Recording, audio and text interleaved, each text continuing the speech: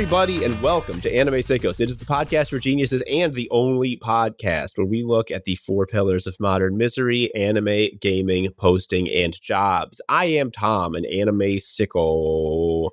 I'm Joe, an anime sicko, and it happened again. I almost saw one of those delivery robots fucking die in front of me. I wish it had. I would never shut up about it. Like, you'd have to get a new co-host because I wouldn't talk about anything else. It hasn't even happened, and I don't shut up about it. You never shut up about the time you were at the ballet and you saw a beautiful lady in her ballet best.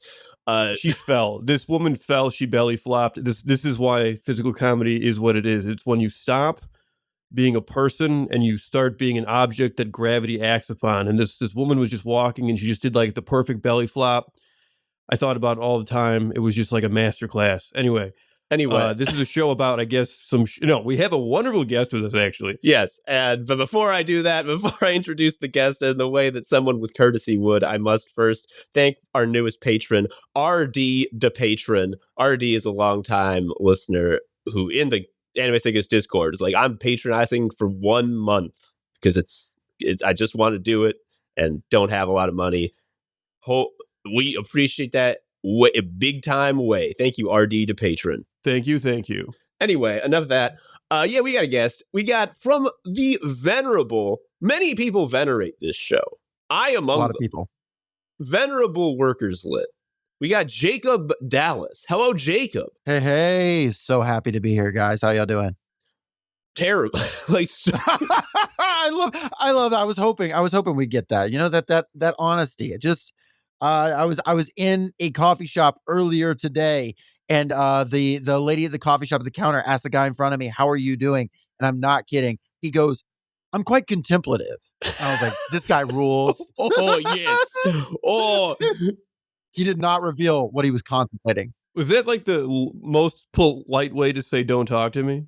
Maybe. I don't know. I don't know. You can never tell with these Atlanta people. Wow. I'm feeling quite contemplative. Yeah, Jacob has had the true Anime Sickos experience, which is we set a date for recording this guest episode, and then hours before, turns out fucking circumstances come up. We can't do it. I got this kid. He's always running around. Then we had another day. And then hours before, a circumstance came up. I'm like, Jacob, I got fucking the plague. I can't breathe or think Every time at all. Tom gets sick, he just repeats that he gets all these globs as if it's like a thing that is like a stand. I understand there's phlegm, but he's always just like, when the globs start happening. The globs. You don't need to lie down in the shower because the globs. Yeah. And it's just like, I don't think that's part of it. Well, you also always, anytime I talk about coffee, you're just like, oh yeah, diarrhea. I'm just like, I think that's clean. I run clean. What do you want me to say? I do. Maybe if you had more of that diarrhea, the globs wouldn't stick in you. I think that's the message here. If diarrhea is what it takes, I'll fucking take the globs. The point being, there was like a full week where I just wasn't. All of my perception was just sort of a gray sludge. Not now, though. Actually, I'll take it back. I'm doing great because I'm on a fucking guest episode of Anime Sickos with Jacob Dallas. Jacob Dallas, I hear you're here to promote something that's very near and dear to you, which is Orcish Arms. Tell me about this. Let me set the stage. No, I did write a book, but I wrote a book for one reason, and it was about Orcish Arms. Mm-hmm. It's not, but just hear me out here. In The Hobbit, the book The Hobbit by J.R.R. Tolkien from the 1930s. Heard of it. The children's book was supposed to be a standalone, not lead to anything. The word orc is used twice in that book. It is used as a synonym of goblin. It was the first time it's been used in the English language. I'm at the edge of my seat. Yes. I'm serious. I'm excited. That book, it one time says Bilbo is going through these passages in the mountains, and then he's like, this place is too low for a big goblin. And it said, what Bilbo didn't know is that the great mountain orcs, they run bent over, their hands reach all the way to the ground, comparing them to like an orangutan. Gorillas. Their arms are like down below their knees. Their arms are like those apes, that their arms, and they never are depicted in any piece of media ever that way, including the Lord of the Rings films, including the animated films, including anybody who's done orcs and D&D, none of that. So I genuinely was considering not having orcs in my book, my fantasy novel that I wrote. And I was like, I want to have orcs for the sheer purpose of I can properly depict them with their arms hanging down to their knees. And I managed to do that with my book. They called her Rebel. And that's not why I wrote the book, but it was definitely a motivating factor. I'm not going to lie. Do you think it's because like those huge battle scenes just I think is goofier if one side has longer arms? You know, I think part of it is difficulty too. It's like, I mean, the Peter Jackson movies, they're all in makeup. That's why those ones are good. And then the CG ones are bad. Would be tough if all those guys had to have long arms. So I do kind of forgive it. But like, I'm sorry, Baldur's Gate 3, you're already animating those people. Why did you not animate the orcs with long arms? Sorry, Larian, but that's going to be a 0 out of 10 for me. These fuckers, this is, oh my God. Orcs equals goblins, goblin stance. This is the goblin stance. It all makes sense. It's all coming together. Wow. So they run...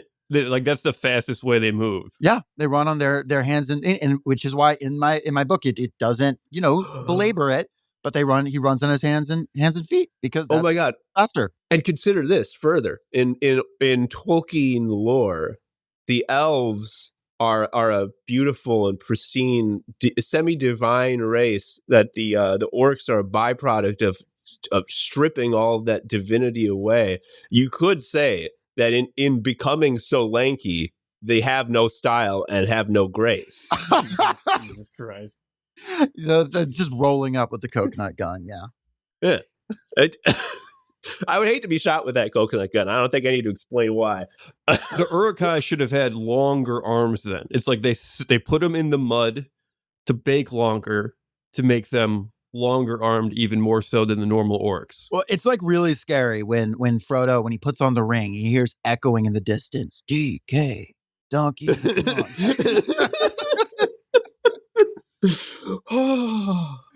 Wow. You mentioned as a sort of side a side topic to the main thing, which is the orcish arms, a book. Tell us about this book. I understand you've written a book. I want to know about the book. I did indeed. This is not a visual medium, but I am holding it. You too can see it. They Called Her Rebel is the name of the book. It's not about orcs, but it does feature orcs.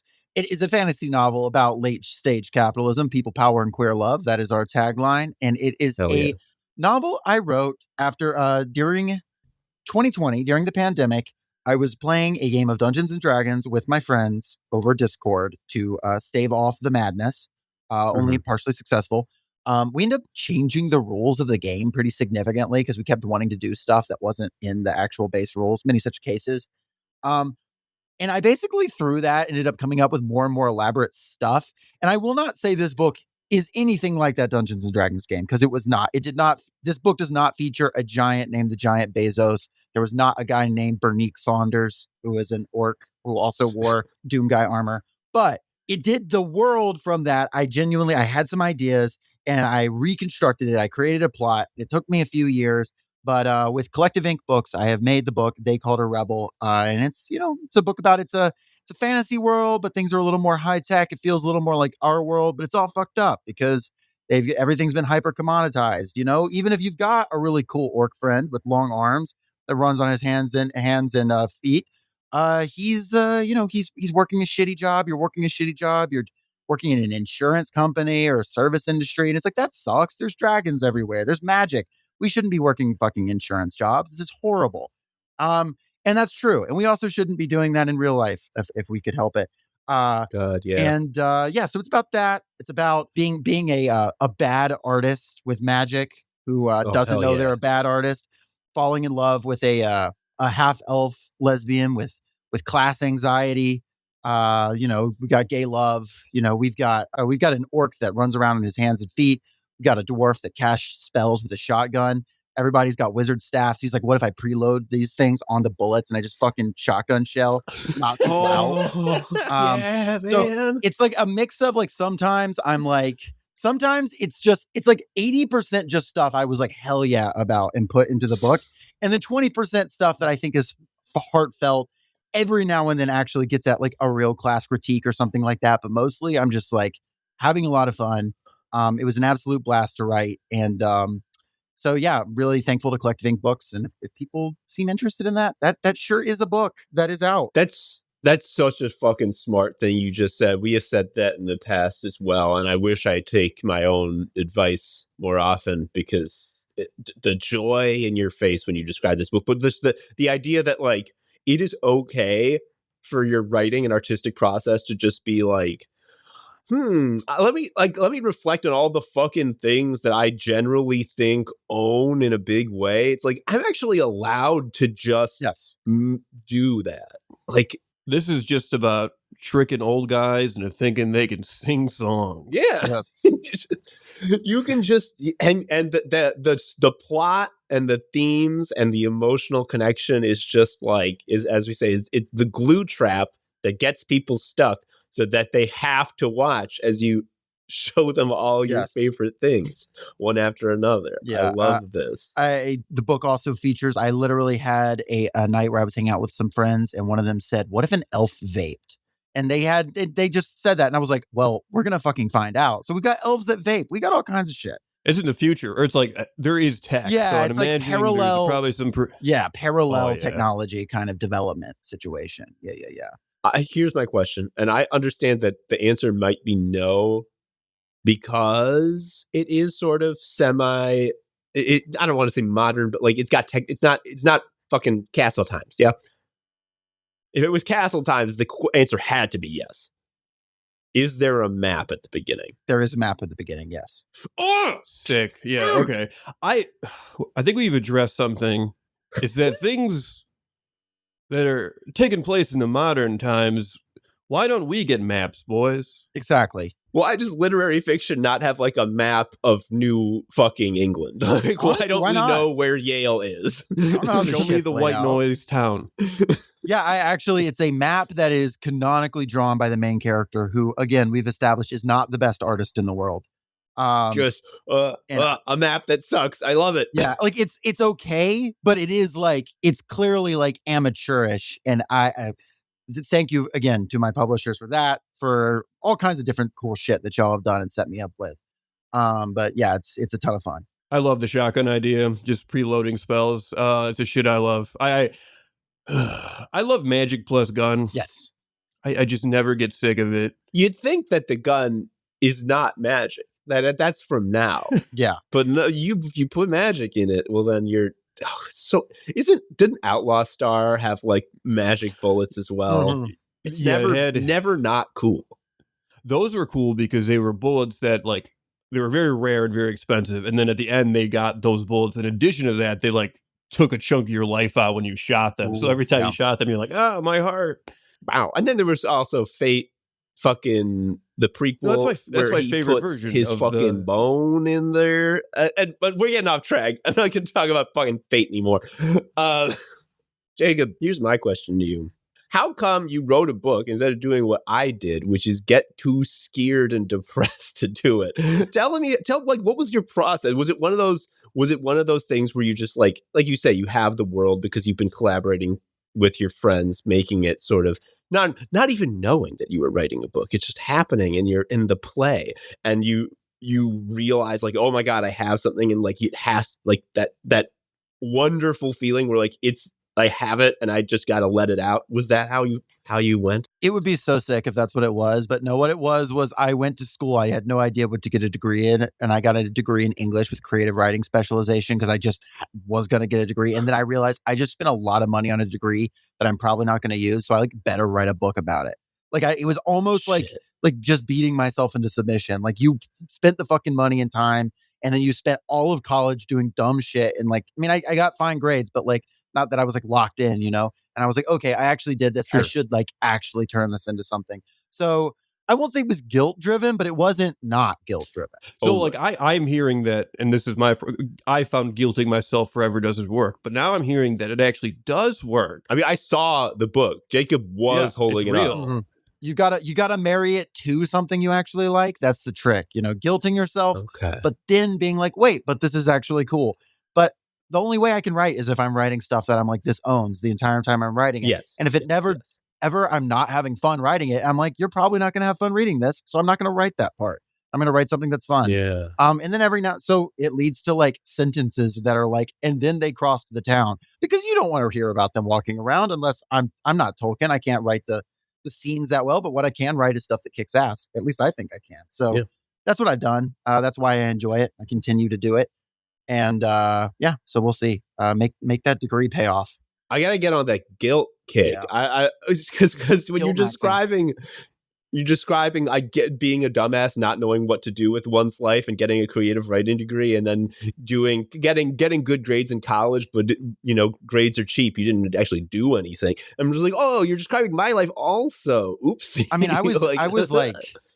It was also very like Mickey Mouse grades, right? Because I was pandemic era in college. I graduated college in 2021. Oh. So like the back half there was like bubble season grades. That was, easy. Bubble season. Yeah, no, that was you. I mean, we talked about how our college education was fake, but like we went to like fucking double Classes, Harvard compared to pandemic college. Yeah, no disrespect to my professors. They were doing their best, but it's like, what can you do? Everybody's on this call with their Zoom camera off. Nobody's paying any attention. I'm playing Slay the Spire while I listen to this lecture. And they're just going to pass it. The only thing that matters is that he has to keep lecturing. Exactly. Does anyone have to listen? Mm-hmm. No. Did anybody in the book cast Corpse Explosion? No, we did not cast Corpse Explosion, but that could be could be in the cards. We'll see. If enough people buy the book, maybe there'll be a sequel. We'll see. Slay the Spider's case. Sorry, again, Good fucking game. Sequel coming out soon, I think. They say. Is I mean, I believe it when it's in my hands, and no sooner. It coming out is just like, oh, and things will get better too. Like, yeah, sure, whatever. Yeah, like Trump will die. I mean, I said that about Silk Song, and yet it did materialize. That's true. That is true. I feel like, I mean, is that the exception that proves the rule? Is that like the one miracle we get? And to ask for more is to invite the wrath of the gods with our hubris? I don't know. We'll see. Sound off in the comments. Are we inviting the wrath of the gods? The gods. Hell yes. So, front and center, you did mention that a lot of this was planted by the seeds of your D&D game. What other influences were sort of here that sort of played into this writing process? Well, I mean, I pretty much already said it, but of course, Tolkien with the orc arms, and the very existence of the categories of fantasy that we conceive of. What I would say is, even when you're playing with fantasy, even when you're doing subversive fantasy, you are subverting a thing basically created by Tolkien. So you always got to be like, yeah, that's the guy. He sure did his stuff. I would say also, I was very influenced by, honestly, video games in general were very influential on like my process. I was playing throughout the writing process of this book. I played a bunch of different games. I played through a bunch of Souls games. I was playing through Hades for the first time. I was playing this game. I played through Hollow Knight for the first time. I had moments in the writing process where I was like, how do we get from point A to point B? And I would literally think with like Metroidvania logic. I'm like, well, this person does not have the capacity to get there yet, right? So what do they need in order to get there? Maybe that's my brain being fried, but it worked. Just the way we process things. That was definitely an influence. And then also, I will say really, really deep influence on me was I was working at Domino's and Chili's at the time as a dishwasher and delivery driver.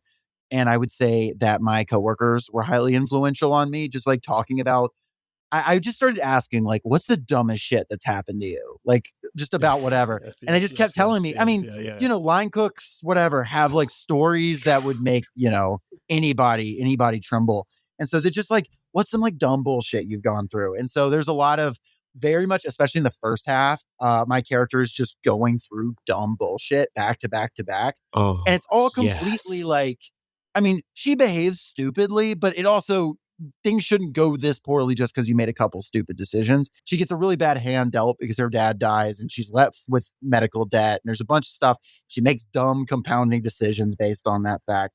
And let me tell you, you're working in these jobs. You're certainly meeting people that have made dumb financial decisions. And they're talking about the impacts from that and how it's like, yeah, I made a dumb choice, but then the world is so mean to people who make one dumb financial choice.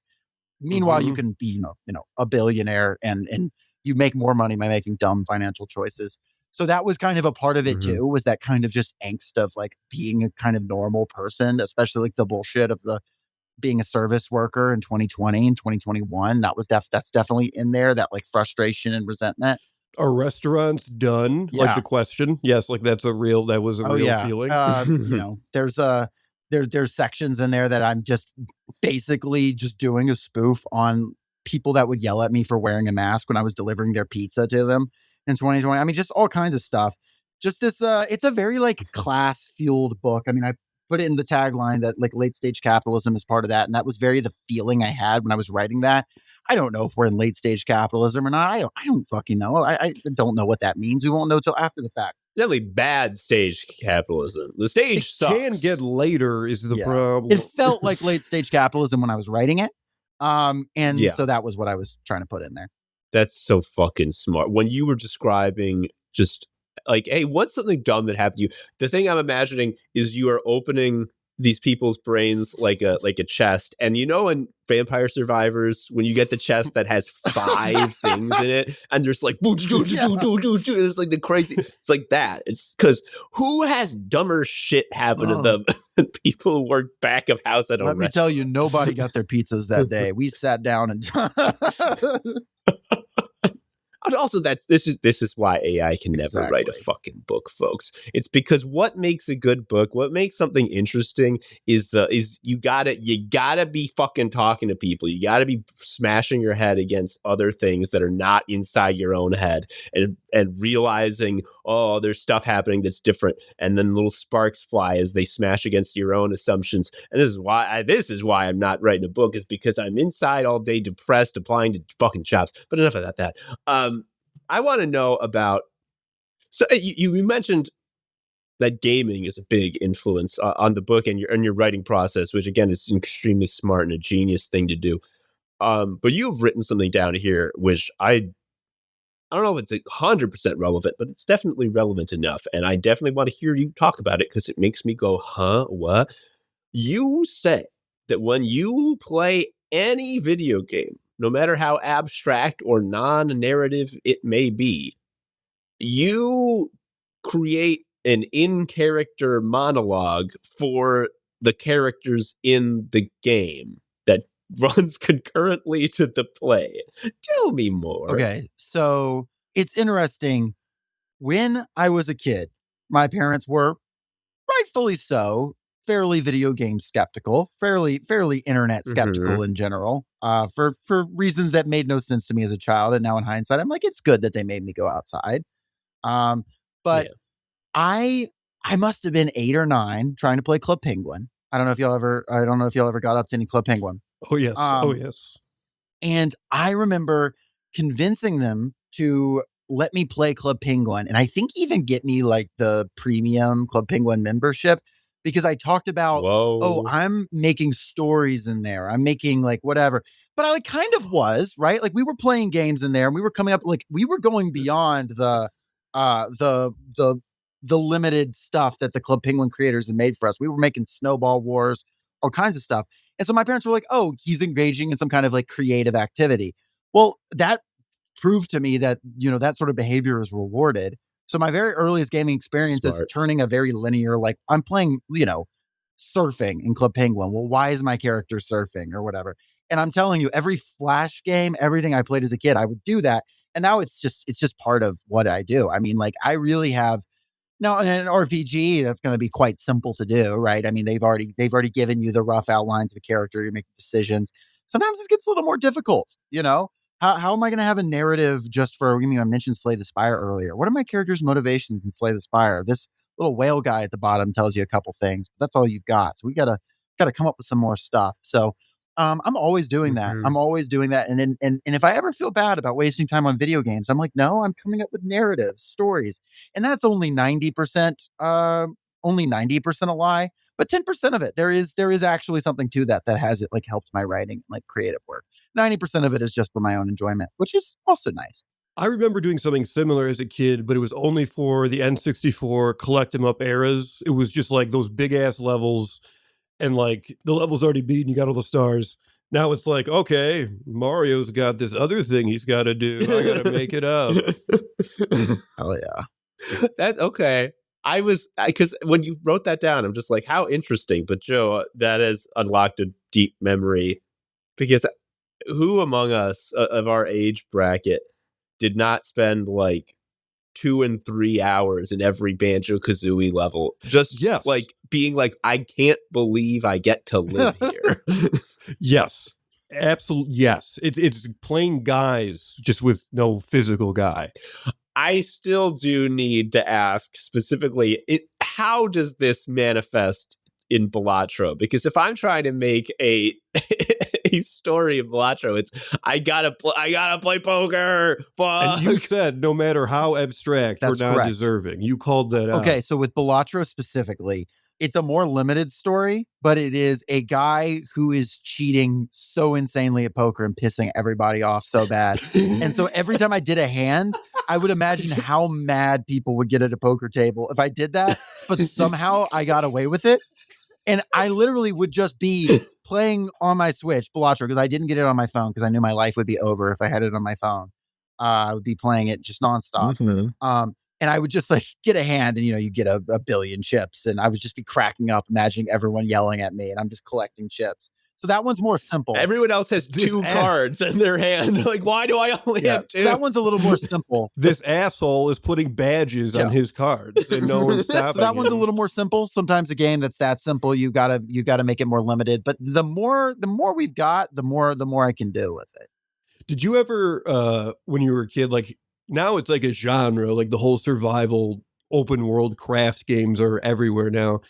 But did you often like pretend that like, oh, I'm pretending to live on this whatever island in whatever game I'm playing? Sort of like a Hatchet inspired thing. And that was a very common thing I would remember as a kid with games. Something I would do, I remember, I guess this was a little older. This was older than the Club Penguin days. But when I played Skyrim when it first came out, I would do stuff like I would like have very limited. I would come up with scenarios like my character only has like this shitty weapon and like go into the worst possible place and have no armor and come up with like a sneaking my way out type stuff. So I would definitely create those kind of things for myself. And then I would, so there were things like that. I know me and my brother used to on Battlefront 2 for the PlayStation 2, we used to arrange really elaborate challenges for ourselves that would often not work because the game would try to be doing the game normally. And we're like, no, bend to our strange whims, our strange childish whims. But so things like that, yes, definitely. And there was always a story for why it was happening. And when me and my brother would play games against each other, like Battlefront, like we would do Galactic Conquest or something, we would have elaborate, like, my forces are moving here with the plan of moving in on Coruscant to it. So yeah, he's completely my little brother, 18 months younger than me, is completely in on this as well. I would not be surprised if he continues with the same logic. I mean, we were just talking about games earlier today. So I mean, it's literally a good cognitive activity. Like it's like, that's good. The other socially constructed, like we're playing the game wrong thing that I'm now remembering is in Mario Kart 64. We would do, I believe it was called Block Fort or Brick Fort. Oh, yeah. And the game was to shoot as many shells as you can into the bottom. And then the story was World War III happened down there. And sometimes you have to go. So, and then the game is to, like, you have to leave your block fort and then do a circuit and like go up you have to go around the block, and safely, but it's very hard to do because obviously everything fucking kills you. And the added bonus here is Mario 64 had that wonderful thing where if you get eliminated, you become a bomb, which fucking makes the game even better. God, I forgot that you became a bomb. That's so, that's so smart. It's one thing to make a racing game. It's one thing to make the balloon mode. But the real genius move when you become a bomb when you die, so you get to be a bitch. Jacob Dallas, I think it has now come to the point in the episode where we have to ask a critical question of you that we ask of all of our guests. Answer it how you will. Take it as you will. We will offer no clarifying information until you answer, in which case we'll make fun of your answer for not intuiting the information that we wouldn't give you. You know what he means. Yeah. Are you an anime sicko? I've got to say that I'm not. I am not, in fact, an anime sicko. I, having seen numerous anime, having been among people who like anime, I've realized that my sickness lies elsewhere, and I just don't have the anime sicko in me, I fear. However, I dearly love many anime sickos, and I do affirm the lifestyle. It's just not for me, but I would trust my kids to hang out with an anime sicko. I think they should be able to live in society the same as me or anybody. They just have to go door to door when they move just somewhere. Yeah. I mean, we don't want to shove anyone's anime sicko lifestyle down anyone's throat, but it should be legal. I'm surprised only because I'm just getting the impression now, like the fantasy interest of yours has no cross pollination, because if it's like repurposed in anime, because I know that's like everything is like we were born as an elf, blah blah blah, and you have don't give me that shit. You don't care. I really did have given a number of anime like a good college try, and by that I mean literally while I was in college, because of my roommates, Jack Valladares, who I believe listens to this show. Shout out, Jack. Was very into anime, he still is, and there was some every now and then I'd see something. I'm like, okay, I see the vision. I saw Full Metal Alchemist Brotherhood, and I was like, it's a pretty solid piece of fiction there. But just usually just bounces off of me. But I'm also not a much of a TV guy in general, so there's a difficulty there. I have enjoyed. People forget that anime is TV shows. I think a lot of people separate them, and I think that's It's right. rare. It's rare that I'm going to watch a long TV show or really much. I'm just not going to do that much. I'm more book oriented, and if I'm watching something, it's either going to be a movie or it's going to be like something really stupid on my phone. I don't mean to make that sound like, oh, I'm too smart for TV. No, I'm saying that I'll probably watch Reels before I'll watch TV, which is not good. TV is better than Reels. But that's just the honest truth. Every now and then I have a few shows that really do it for me. I love Righteous Gemstones. If they put out any new Game of Thrones slop, I'm always going to watch that. But good or bad. But for the most part, avoiding the TV. Okay, that's legit. That's a legitimate answer. I will say personally, of course, I know the specificity of what it means to be an anime sicko very strongly because I am Tom the anime sicko. But a lot of guests seem to really overestimate how much actually caring about or consuming anime plays into it at all. I'll tell you very little. I mean, to me, the fact that you wrote a book where you got to pay off an obsession you've had since childhood about the long arms that the orcs have, where they walk around like big monkeys. I think that's as anime single as it gets. But if you want to, if you choose to define yourself as a non-sicko, I'm not about to argue with you on that. I will argue with you that it's good to tell the story that I'm going to prompt you to tell, which is tell me about the hour struggle between the pro anime and anti-anime wings of your college gaming club. Okay. Oh, yes. Yeah, give me this shit. Okay, so I went to Georgia College State University, Georgia's only liberal arts college in Milledgeville, Georgia, home of Flannery O'Connor. Hey. Shout out.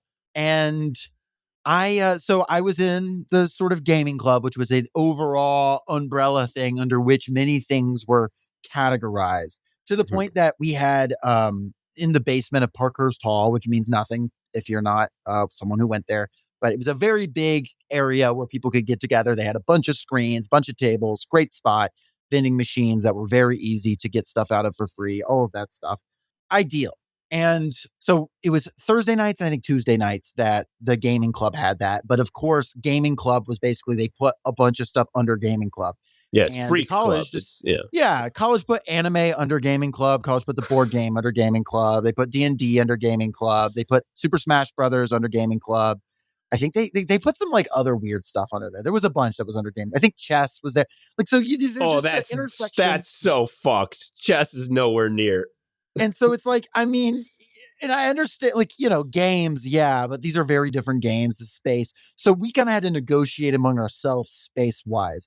And at the time, I was really two specific things I was really into to playing was the Dungeons and Dragons, and I was really into Super Smash Brothers because I am a freak. Yeah. And Who's your to main? be clear, Yeah, who is your main? Cloud is my main. That's pretty good. Love my boy Cloud. Yeah, Dylan would fucking shut us down with Cloud back when we were playing. But anyway, continue. And so essentially, it was set up for a conflict, but basically trying to make the argument that the anime people shouldn't be in there. The anime people had it bad because they were like, we shouldn't be in here, but we have been relegated to being in here, so we should get to have our space. And they were right. And the gaming people were also right in saying, this is the gaming time, not the anime time. Y'all are trying to watch a fucking show. We're trying to play a game. Y'all are telling us to shut up while you're watching it. Like, we can't, this is not tenable. And so it basically turned into a lot of the gaming people decided to moralize it and be like actually anime. Like they there was a group of people that like they went into and they looked into the the worst perversities in anime, the worst tropes, and they were like, actually, it's unethical that you have an anime club, which is hilarious. I mean, it's a great art. So they were doing a very college, a very 19-year-old like you need to examine your biases if you watch anime. Doesn't matter what anime. They just said all of them, which was hilarious. Which is that's unbiased. There's awesome. Nothing to examine there. And of course, they're playing Super Smash Brothers, right? Like, the paragon of moral virtue, and whatnot. And then the anime people were it turned into a thing where there was this constant strife, and then people were coming wearing merch that represented their side of the divide, very much pro scub and anti scub. And then it led to, and I really I won't say I was above it, but I was not as interested in the stuff. So I was trying to be friends with multiple people, and then I tried to be friends with the anime people, and then they were really fucking weird. So I was like, they were behaving very strangely, and so then it was an interesting clash that I think was resolved by another room being opened up for the anime club to watch their stuff in. And then the final twist. Then it turned out sometime in 2019, a big group of girls got into anime and started going to anime club. And all of a sudden, a lot of guys from the gaming club were like, anime's actually progressed a lot since it That's so fucking Jesus Christ. Also, I just want to say this. When I get 3-stocked by a Cloud player, call that constant strife. So it was beautiful. I love that. Did you ever read? You don't have. Look, shout out to Anime Sicko's homie Casey Green. His all-time classic comic miniseries Anime Club, which I believe is being adapted into animation. I don't know what the progress is on that. I feel like that is a must read for you, especially given your lived history, Jacob. I'd have to check that out. Yeah, you live this. Yeah. I think also the other thing, I'm an anime sicko. I make apologies for anime, but I like it. I think it's good. I think it's good to like. It's good to like this. And you can be an anime fan without being an off-putting freak. But I really do find that the kind of anime fan who seeks out a club in college for it, this is exactly what I'm talking about, where like people seem to think that it is different from TV. It's like imagine going to the TV show club. Like, what does that mean? Like, are we watching CSI here? Like, what are we doing? Like, what's at the TV show club? Anime club. It's like, well, we know what kind of anime we're talking about. Wink, wink. And it's like, I don't like that you just winked at me, man. I can only judge so much though, because I was in college in a Game of Thrones watching club when those last couple seasons. And it was mostly just a club of people being upset and mad and like conferring with each other. They're like, wait, as soon as we got into this club, the show started sucking. So you did it. Yeah, it's my fault. My bad. Those were the rushed seasons, right? When HBO was like, yeah, just fucking have a good time, folks. Yes. And we were not having a good time. Just, picture all these college students getting together, so excited. We're like drinking mead and stuff. Like we were like doing our custom drinks for the show and everything. God. We were really trying to have adorable. And then every episode we were like, so what did we like about it? And we were like, trying to force positivity because those last few episodes are just harrowing. Oof. Anyway, not to retread highly treaded ground, but whew. Yeah. I like how George R.R. Martin has, in his sort of later years, had a renaissance as a he's invented a new type of guy to be, which is guy who revolts against writing staffs. It seems like the only thing he ever does is say, like, the new writing staff on my new show is the one that gets it. 2 years later, no one hire these people ever. The union should not stand up for these people as I oppose and yell at them. And it's like, oh, George, you're very funny. Winds of Winter coming out any day. If I was him, I would never fucking write another word. I hope he isn't. I mean, I don't think it's right to be going to war with all these writing staffs. Probably but not. I mean, come on. He's got money. He's old. I don't want to do work. You know how fucking many plot lines are in those books? A lot. It's hard. There's dragons. That's rough. You got to tie up that one. Yeah. See, That's the got to thing is have with ice his and books- fire. The things in his books, he's doing this elaborate, like, here's how the money system works. We're moving stuff around. We've got trade supply lines. In my book, I'm like, yeah, the guy moves the stuff to the place, whatever. Let's get back to like a scene where we're infiltrating a gala because we're trying to kill a priestess. Like that's what we're trying to do. We're here for the scene where we're sneaking around to try and meet with a non-binary elf that's going to tell us about that's going to tell us secrets to bring down a corporate empire. I'm not here for the Martin stuff. I enjoy reading it, but I don't think I'm ever going to write like that. It's just too much. It's a lot of It's so my brain. hard. Unless you're interested in viewing and discussing the world like that, then you're not going to do it because it would be a chore to you then. If anyone would like to pay me Martin money to do it and it would become my job, then maybe we could have another conversation about that. Mm-hmm. But it's not your extracurricular, right? And also, like, that only even becomes relevant if you make your characters like kings and nobles and like people in charge of the money. But like, it's more fun to write about a dumbass who doesn't know nothing. Hell yeah! Every character I've ever written. I can't write a character smarter than me. You know what I mean? So that like was one of the big like breakthroughs mentally I had when I was like a little kid and I was watching like Batman the animated series and stuff, and they would talk about like the Riddler's the smartest guy ever and his riddles are like only for geniuses to figure this out, and I'm just like, but a comic book writer wrote the riddle. Like they're not that smart. How could they be that? And it's just like, wait a minute. Oh, fuck. I get it now.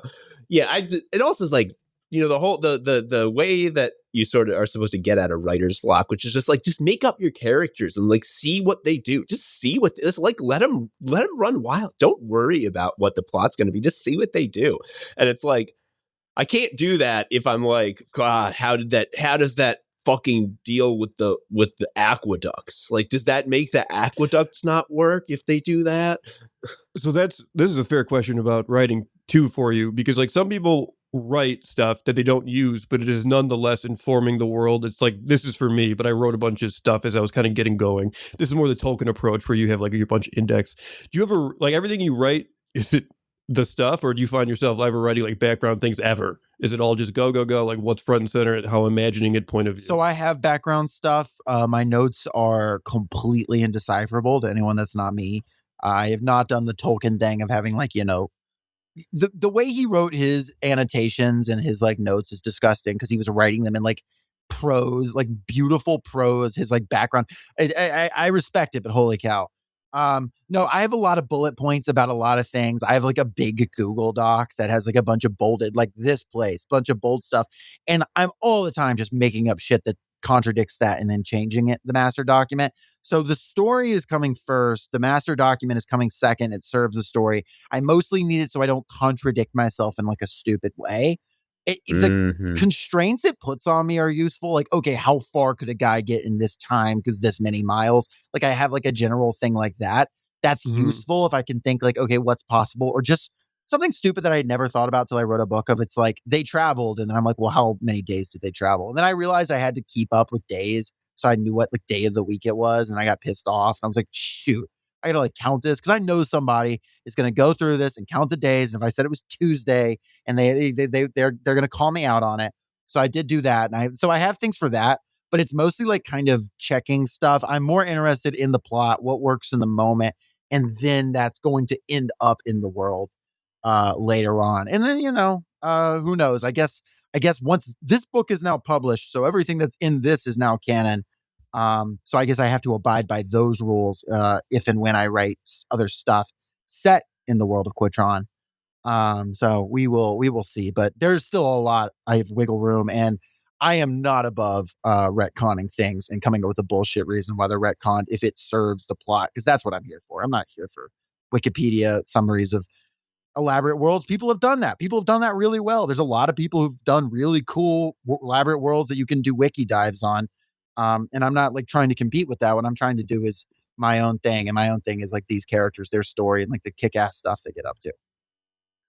Did you see, I was just trying to look it up, but I couldn't find it because I don't know the key words. But there was a recent quote by the author of the Witcher books, who is an asshole, but I mean, he's funny though. I don't know that I agree with what he says here, but I respect the purity of it. And again, I don't have the quote in front of me, but it is something to the effect of someone asked him about the logistics of like the dwarf gnome city in The Witcher.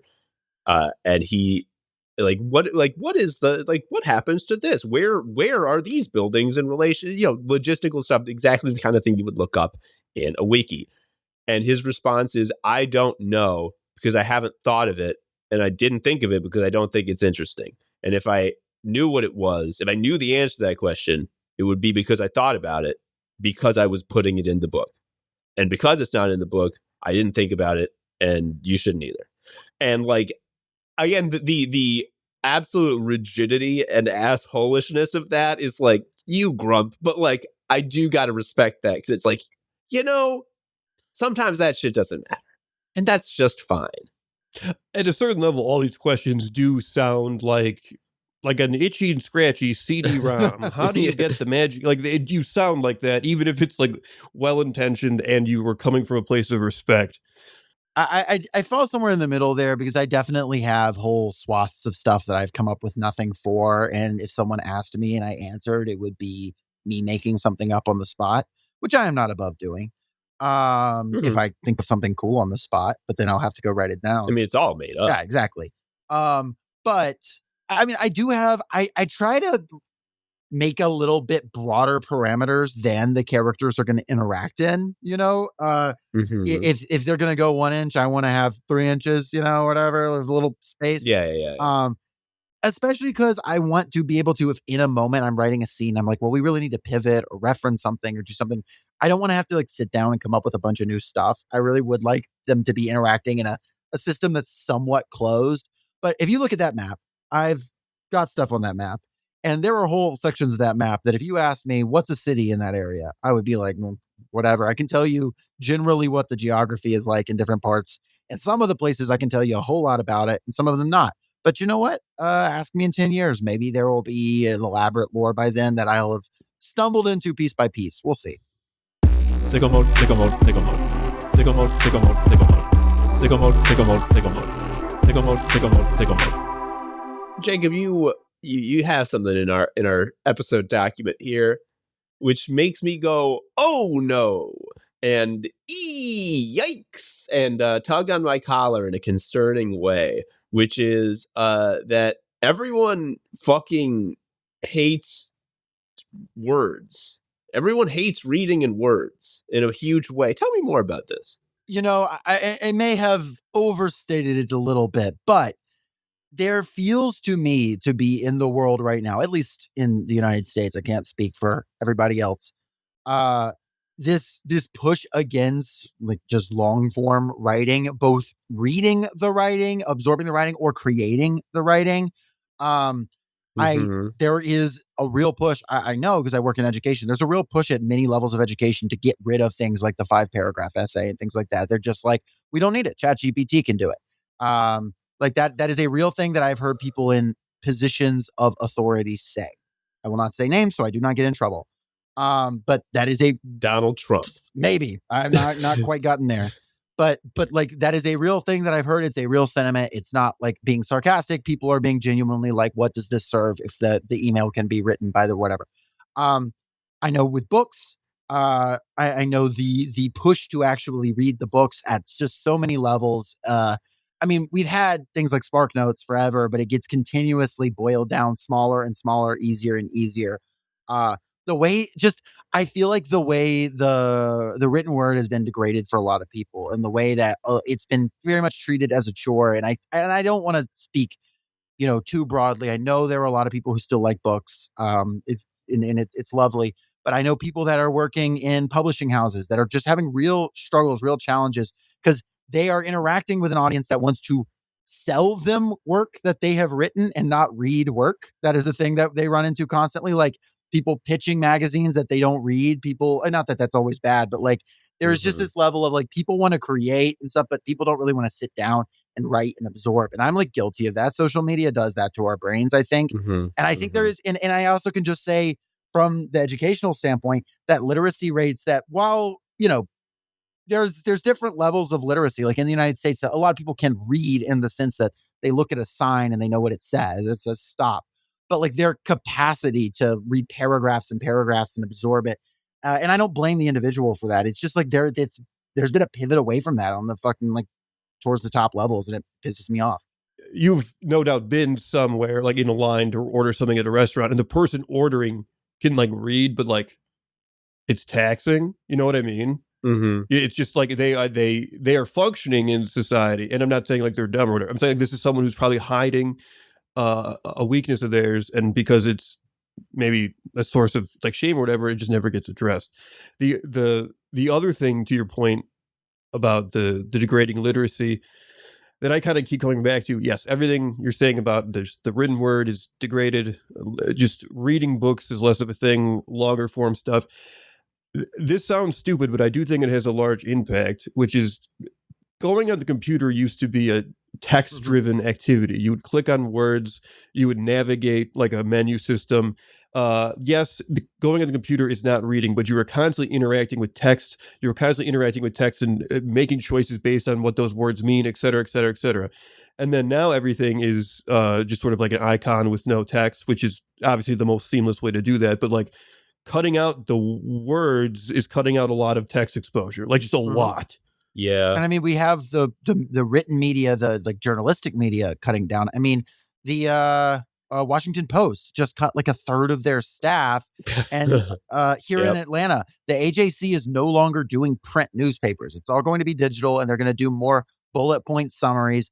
And I don't want to be like, oh, I'm like the paragon of whatever. Like I don't always read the article before I respond to a headline. Like I've been there before. I don't always like but there is a genuine push against that. It's like a kind of a dumbing down of things, and that's a top down thing, not a bottom up thing. People didn't overnight. That's what drives me nuts about this. Is like many of these bad choices you're talking about are just like, do it, damn it. It's not like, oh, look at everyone's so excited about this emergent technology, how to change. And yes, people, it's people are excited about AI in the sense that like, oh, it's a yoo-hoo, woo-hoo like device that does some things. But the actual like, this is how we're going to fucking use it. God damn it, is always coming from just like a guy at a desk who's trying to get buy-in. I like to think that I am like, making the right individual choices. And yet the systemic fucking rot reaches me too. Because like, I do two things which I think are rather rare. I don't think they're unheard of, but like I'm gonna say less than like 50% of people. I don't watch on purpose. I made a big choice. I don't watch short form videos on my phone ever. The only time I ever use Instagram is to promote my live show Genius Night, which is a struggle because the icons don't have text. So it's very hard to know what does what if you don't have the muscle memory. But I don't watch Reels, and I have never installed TikTok because it's just like, would you like to install a gun function on your phone that points at your face all the time? It'll go off at any moment. And also, like, I read books pretty regularly. I go on peaks and troughs, but I'm at like a peak now. I've been like reading every day. for like a couple months. I still really hit moments where like I just like cannot fucking like get through a page because I'm just like I want to pull my phone and it's just like I'm always like looking up and something's happening. It's like what, huh? Huh? It's rough. And like I think back to like my own English education because like my mom was a English major. She's a literature person, and she was all like, you're gonna do it too. How exciting! And she would ask about like what books we were reading and like what works have moved you lately. And it's like they make us read excerpts, mama. Like you don't read books in school when you take the book class. Like the amount of books I read was like under 10, like full ass books. It was a shocking number of classes I was when I was getting my English degree that we were reading, 10 paragraphs, 20 pages, whatever. Like there were books that I read in school, but like it was crazy how often we bought the book and then they said, oh, we're going to spend one day on it. So just skim this part. The close reading, they're really spending time. They're really wrestling with the text. That is a thing that has gone partially out of vogue. And I'll also say, I guess it should go a thing like in the 2010s, like people primarily at Google, which, acquired YouTube, and then at Meta, now Meta, then Facebook, which is Facebook and Instagram, with Zuckerberg, like they were pushing video content because that is a content that you can push more ads with. It's more scrolling time. You do not look away from it. It's endless. Like that was a conscious push because it works algorithmically. I mean, they literally was just looking into the other day, like if they literally in the early 2010s at the team that would make Instagram were like talking to people who were addiction specialists about like, okay, so how do we give people addictions?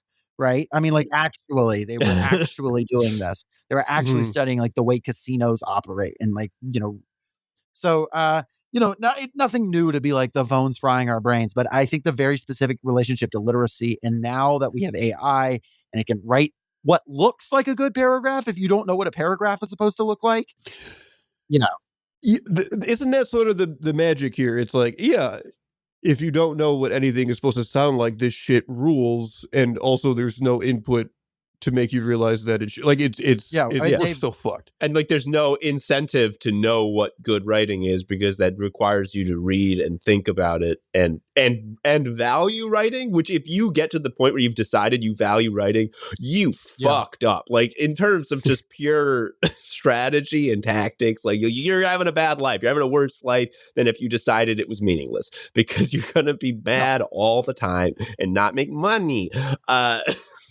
Jesus Christ. I mean, absurd to bring it up because it's well known at this point, but just like Jeffrey Epstein was like the king of life who controlled all of reality, and he wrote congratulations. Literally, I just keep coming back to the fact that like literally every person in power has to talk to this guy who can't write an email. He says like thanks with an apostrophe S. It is. And everyone spent all their time emailing and smooching. Yeah, I love Post Malone. Now they only say congratulations. It's genuinely infuriating. And we just had Dave Ring on my show. He runs Neon Hemlock and Baffling Mag. I was just talking about like they just do this incredible work over there, publishing just weird, clever stuff. And I was like, how's it going? Like, to make the ends meet. And he was like, we're being successful when we make ends meet in the sense that no one's getting anything extra from here. We're just like keeping the lights on. Things are operating. And I mean, they're winning awards left and right. They're like fucking, it's like, everything they do is critically acclaimed, rightfully so. They're masters over there. And it's like, but I mean, I'd have to say that there's not every now and then some money that can be made on the written word. There is an audience. I know there are young people that still care about this stuff. But it's rough, and it's not just young people, a lot of older folks too, like, and I don't just mean middle age, I mean like people at every age. It's just the phone is a dark artifact. It is the One Ring. You can see Lord of the Rings, the reference earlier, and be like, oh well, the One Ring wouldn't do anything to me, but clearly it would, because I'm like, I've got a dark artifact in my hand. It's fucking frying my brain 12 hours a day. It has its own will. It finds itself in your hand on. I didn't turn that on, did I? What really sucks, and I've said this before in the show, is like, yes, ignore the phone. The phone is bad, whatever. But when you need to use the phone because your kid's like, I want to listen to Miss Rachel, it's like, I have to use the bad thing, which is just distracting in that moment Yes. to do what needs to be done. Like, I have to put it on there, but nonetheless, I still do route it through the Eye of Mordor, which, like, I just resent. Yeah, I mean, I literally, my last job, that my current job is very email intensive, so of course I've got to use computers. But even when I was working at that aforementioned job, dishwashing, I had to have a phone to clock in at work. I had to have a QR code. I mean, like, you can't do the most, dishwashing, the most hands-on, whatever. I mean, it is every level of it is integrated into it, and it's I don't have any perfect answers, except that whole Butlerian jihad thing seems cooler and cooler. But then we wouldn't have podcasts. And I don't know how I feel about that, because podcasts are good. Yeah, we would. If they're on a wax tube, they're fine. It's pirate radio, dude. It's always gonna work. I mean, cast your mind back to 2018 when we did our audio drama, The Tragical History of Modesty City, where there was a podcast in what do you call it, Pilgrim Times. They were just in the town square chatting. Like, that's just how it is. Like, we can still do that. Joe and I could go out. A Cafe Mustache would give us a fucking Anime Sickos residency. We could go out and yap there. The salons of Paris were just podcasts. Yeah. I mean, speaking of podcasts, it's an elephant in the room. It's not an elephant. We talked about it already. Let's talk about Workers Lit. Once called Socialist Self, now rebranded. I was on talking about George Saunders when it was still Socialist Shelf. You guys have really geared up in a huge way. You're putting out, and I can't believe this, given that we struggle really hard to put out one episode every 2 weeks. You guys are reading. Put out 2 episodes a week. Yeah. So we in November rebranded to Workers Lit for a couple reasons. One, I think people really got the idea that we were just we're just reading theory and stuff, which is not really what we do at all. Which is fine. Yeah. And so people saw that, and people would wander in and be like, oh, I would have been listening to this for a long time if I realized y'all were just talking about Dune or whatever. And we named it that for the alliteration, and we, because we are also lefties, and we were looking at it from that angle, but also we realized that that's the one thing. And the second thing was we wanted to kind of expand some of the stuff we were talking about, because so many people were reaching out to us. So we rebranded as Workers Lit, the podcast about fighting for the narrative, right? So we do 2 pods a week. One episode, we are going to be talking about a piece of literature, usually, a book, but we've done poetry, we've done essays. We're going to really we're going to be doing all kinds of stuff. I think we've determined that a visual novel is a literature. We're going to maybe expand that, but talking about the essence of that, having fun with it, talking about that from just, normal person's perspective, and also talking about how that influences the narrative, where it arises from, where it's going, what kind of arguments it's making, all of that. Having fun while we're doing it, making all kinds of, we just should be out by this time this releases. We just covered Gaywick, which is the first gay gothic romance novel. Made all kinds of great fun jokes about how we could fix the various characters. And then on the other side of it, we're talking about something that's happening currently, or some kind of thing in the ongoing narrative battle. So we've had episodes about the battle over epistemology around gender and trans rights. We've had episodes where we're discussing what the discourse was around Zoran Mamdani. That was an episode that we did with different things, like the discourse, the narrative.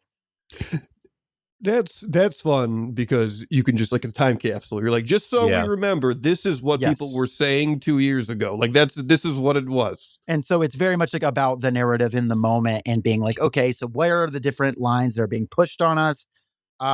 What do we think? We're not always telling you what to think. Sometimes we're hey, this is bullshit, because we're going to call a spade a spade. But primarily, we want to identify what are the different lines being pushed, what actually makes sense. And since it's Workers Lit, it's what a normal, just when we say workers, we just mean a normal person. If you're unemployed, you're also whatever. Just a normal person. What is a normal person's perspective on this? Someone who's not in the Epstein class. What's your perspective on this? And that's what we try to do. It's me, Lenore. Well, we've been doing this for 3 years. When it was Socialist Shelf, and we brought on Aisha Yufara of All My Maidens. She's a GDC winning game writer. She wrote For Life is Strange, Double Exposure, Pathologic 3, great writer. And then we have Jen Big Nasty of How the Red Was Won. She's an organizer down in Texas, doing great work on a bunch of stuff on mutual aid, community defense, things like that. She's a popular educator, does a lot of stuff around that. So we brought her on for the sort of current, what's going on in the world narrative side. We brought Aisha on for the literature discussion side. It's been real goofy. It's been real fun. We're having a blast with it. And even if no one was listening, which thank God they are, I would keep doing it because I just like need it for my sanity. It like structures my week. Yeah, you don't need to tell us about how having a Big podcast agree. project makes you feel more safe. I really like that you have the lens of the discourse with which to view all the news of the day on that half of the show, because that's something that Joe and I have really struggled with Anime Sickos, which is, we understand that in terms of like getting hits and downloads and views and whatnot, it behooves us to strike while the iron is hot on the major news of the day. But like, it often feels like the only thing we know about. We're here too, man. Like, it sucks. Like, I have no insight. I'm also yelling. Like, you learned about this through Right. the same posts I learned about this through. So what do you want us to say? Only thing we would say is like, I'm so fucking depressed, Joe. Like this world we live in, this world. What did I do to deserve this? So instead we talk about some silly shit. But like having the lens to actually focus that rather than just stewing it. Very smart. Very good. Yeah, I think it's important to understand how much information warfare goes on, intentional and unintentional, how much we're getting bombarded with by previously mentioned dark artifacts. And that there are, if it wasn't clear before, extremely powerful, extremely evil interests pushing for your attention and for your brain space. I was going to say just like one aspect of the current moment is, and you're obviously aware of this, is just like so obviously everything is bad faith in a way that like even 2 or 3 years ago, I want to make it sound like it was an era of journalistic virtue or whatever, but it it is crazy now. Just like the bad faith built into the average headline, always. Just like it's like it's just so amazing. I mean, that's a lot of that is how the Trump 2 administration has leaned fully into like I'm bully from school. There was some times in Trump 1 a veneer of like we're a president, like we're really people got fired in an administration. People got fired sometimes. Yeah, exactly. Right. Yes, it's saying that Matt Gaetz got fired just for being a pedophile. Like it must be they personally don't like him. Shocking. Yeah, he must have been like that Matt bad. Gaetz? I mean, come on. But like, yes, like every single thing that occurs from the government is like we're evil and we're hurting you because it's fun to us, and don't like just isn't that openly cool? antagonistic. There's actually no union.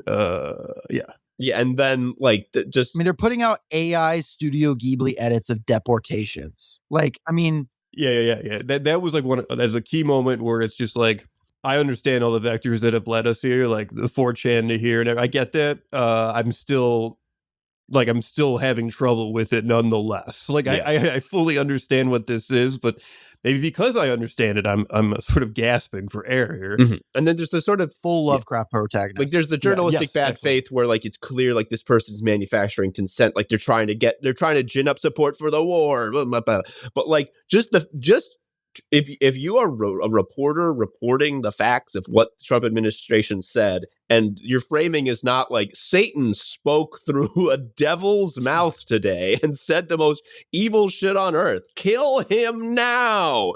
Then that's bad far faith. They went. To what lengths they went to not just say that the president posted a video where he shit on everybody from a plane. Like the degree to which they just, this controversial video, this interesting video where he appears to yeah, drop a brown liquid that could signify unbelievable that like I don't know. It's was pretty made clear. I was made to read and look at all this bullshit media news fucking punditry about how presidents have to do this and appeal to this and that. And it's like, man, the president literally said he wanted to poop on me. Like, I was at that rally. Like, he wants to poop on me. Like, yeah, he wants his shit to go into your mouth. Like, fuck him. like, can we not just say that? Okay. I say this all the time.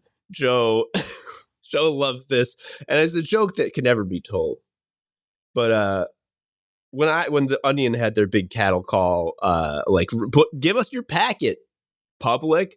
I wrote a crappy packet. I knew it was bad, but I knew that this one, which is my favorite one, could never be printed ever. But imagine how funny it would be if you got a physical Onion and the top headline, in as big type as they get, is "Kill Donald Trump immediately. It has to be you." Like, whoa. Speaking to you, your lucky numbers are. It has to be you. Oh, it makes me think much lower stakes, but a friend of mine in middle school who got a piece of paper and snuck into a fortune cookie, which like it definitely went along with another piece of paper that was already in there, but said, "You will die soon" on there. And he was just like, somebody's going to freak out. And it's like, it wasn't even wrapped up in the thing, but it's the fortune cookie. Fill fortune cookies with commands, Well, he has to put Chinese vocabulary words on the other side. That's true. Yeah, he didn't do all that. I don't even think anyone opened it because, again, he had already unwrapped the thing and left it on the middle of the table. But it was a hilarious concept. There was, speaking of fucking fortune cookies that turned evil, I this is kind of a left turn, but don't think I've spoken about this publicly, and it needs to be spoken about. It's also no longer relevant, but still, imagine my fucking horror. I get fucking Chinese food from Wok You Want, which every time I order, I say, "Wok You Want, baby, I got it." And it's very moral to order from Wok You Want, because if you order $35 worth of food, which you will, they give you a free large chicken fried rice. And instead of being delivered by a DoorDash guy, it's delivered by a middle-aged Chinese man. So I know that this is like, I love these people.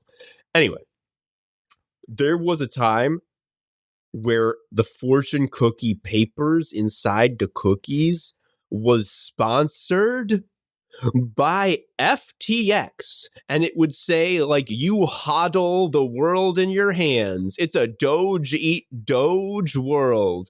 And they would have an FTX logo on my cookie, and I didn't even get any Chinese words or lucky numbers. This is Satan doing work.